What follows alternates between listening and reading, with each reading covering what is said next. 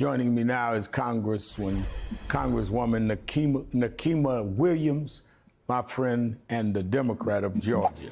Congresswoman, it's great to see you again. You know we'll get to Georgia's moment during the DNC call this week. But first, for my audience, I want to play more of the Vice President's call to action Thursday night. Take a listen.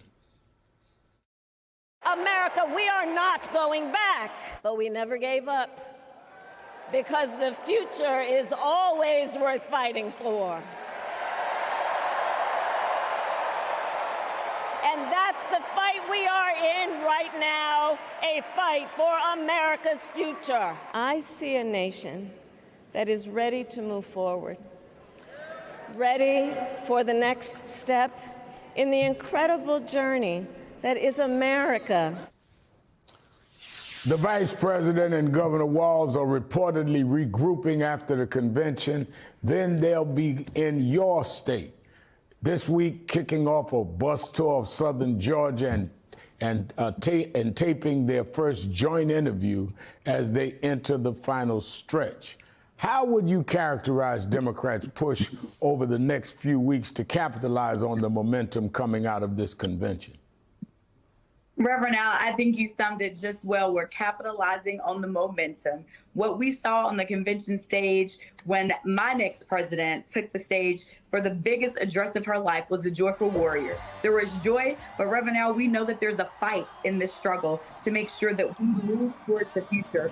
So when she arrives with Governor Walz next week in Battleground, Georgia, I cannot wait to welcome them, to get on the campaign trail in the state that I was born in, the state that I call home, to introduce her to Georgians that might not know her as well as I do.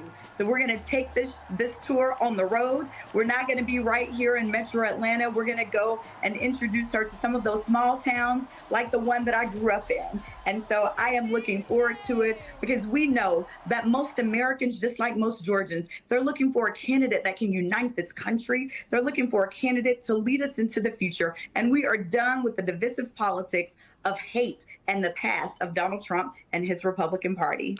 Now, you've been described as a protege of the Vice President, who you, like many, describe as a joyful warrior, and that joy permeated throughout this convention. One of the best examples, of course, being Georgia's roll call, where you quoted Atlanta rap group Outkast, and rapper Lil Jon came out and turned the crowd all the way up. You also invoked another Georgia giant, the late Congressman John Lewis, another one of your mentors who you succeeded. And the Peach State played an outsized role in President Biden's 2020 success. But polls showed him trailing in Georgia just before he stepped aside last month. Now the latest New York Times Cinema poll has the Vice President 4 points behind Donald Trump in Georgia, 46% to his 50% among likely voters. That's within the margin of error. As the state's Democratic Party chair described the state of play for us.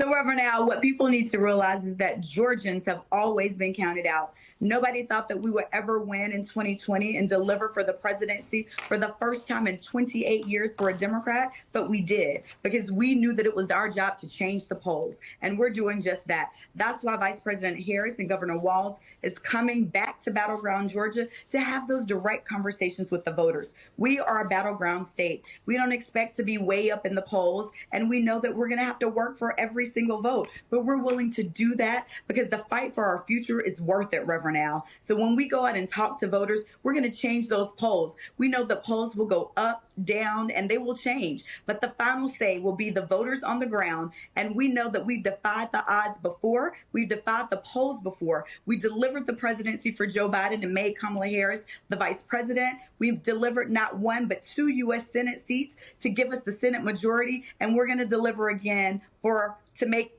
Kamala Harris the next president of the United States.